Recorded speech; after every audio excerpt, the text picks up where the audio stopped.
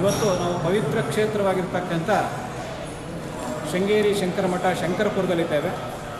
ಶರನ್ನವರಾತ್ರಿಯ ಶುಭ ಸಂದರ್ಭದಲ್ಲಿ ನಾವೆಲ್ಲ ಇಲ್ಲಿ ಸೇರಿದ್ದೇವೆ. ಇಡೀ ಬೆಂಗಳೂರಿನಲ್ಲಿ ಒಂದು ಶಕ್ತಿಪೀಠವಾಗಿರ್ತಕ್ಕಂಥ ಶಂಕರಪುರದ ಶೃಂಗೇರಿ ಶಂಕರ ಮಠ ಈ ಒಂದು ನವರಾತ್ರಿಯ ಸಂಭ್ರಮ, ನಾಡಹಬ್ಬದ ಸಂಭ್ರಮದಲ್ಲಿ ನಾವಿದ್ದೇವೆ. ತಾಯಿಯ ಅನುಗ್ರಹಕ್ಕೆ ಪಾತ್ರರಾಗಲು ಹಲವಾರು ಭಕ್ತಾದಿಗಳು ಈ ಒಂದು ಪ್ರದೇಶಕ್ಕೆ ಬಂದು ತಾಯಿಯ ಅನುಗ್ರಹವನ್ನು ಪಡಿತಾ ಇರತಕ್ಕಂಥದ್ದು ವಿಶೇಷ.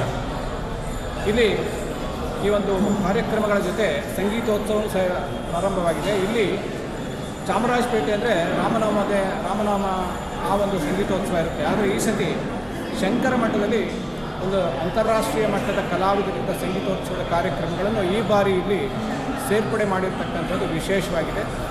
ಪ್ರತಿದಿನ ಒಂದು ಹೋಮ ಹವನಾದಿಗಳು ಬೆಳಗ್ಗೆ ನಡೀತಾ ಇರುತ್ತೆ. ನಂತರ ಅನ್ನ ಸಂತರ್ಪಣೆ ಇರುತ್ತೆ. ಬರ್ತಕ್ಕಂಥ ಲಕ್ಷಾಂತರ ಜನರಿಗೆ ಅನ್ನ ಸಂತರ್ಪಣೆಯನ್ನು ಮಾಡ್ತಕ್ಕಂಥದ್ದು ಈ ಕ್ಷೇತ್ರದ ವಿಶೇಷ. ತಾಯಿ ಶಾರದಾ ಮಾತೆ ಎಲ್ಲರಿಗೂ ಅನುಗ್ರಹವನ್ನು ಕೊಟ್ಟು ಜ್ಞಾನ, ಯಾಕೆಂದರೆ ಪ್ರಮುಖವಾಗಿ ನಮಗೆ ಜ್ಞಾನದ ಕೊರತೆಯಿಂದ ಹಲವಾರು ಸಮಸ್ಯೆಗಳಿಗೆ ಕಾರಣ ಆಗ್ತದೆ. ಜ್ಞಾನ ಸಿದ್ಧಿ ಪ್ರದಾಯಕ ಆಗಿರ್ತಕ್ಕಂಥ ಶ್ರೀ ಶಾರದಾ ದೇವಿಯ ಅನುಗ್ರಹ ಪಡೆಯೋದಕ್ಕೋಸ್ಕರ ಬೆಂಗಳೂರು ನಗರದಾದ್ಯಂತ ಜನರು ಹಿಡಿದು ವಿಶೇಷ ಪೂಜೆ ಕೈಂಕರ್ಯಗಳು ಮಾಡ್ತಾ ಇರ್ತಕ್ಕಂಥದ್ದು ವಿಶೇಷ. ಈ ಶರನ್ನವರಾತ್ರಿ ಸಂದರ್ಭದಲ್ಲಿ ಚಂಡಿಕಾ ಯಾಗ ನಡೆಯುತ್ತೆ. ಇದಕ್ಕೆ ಲಕ್ಷಾಂತರ ಜನ ಬೆಂಗಳೂರಿನ ಭಕ್ತರು ಬಂದು ಇಲ್ಲಿ ಕಾರ್ಯಕ್ರಮಕ್ಕೆ ಪಾಲ್ಗೊಳ್ತಾ ಇರ್ತಕ್ಕಂಥದ್ದು ವಿಶೇಷ.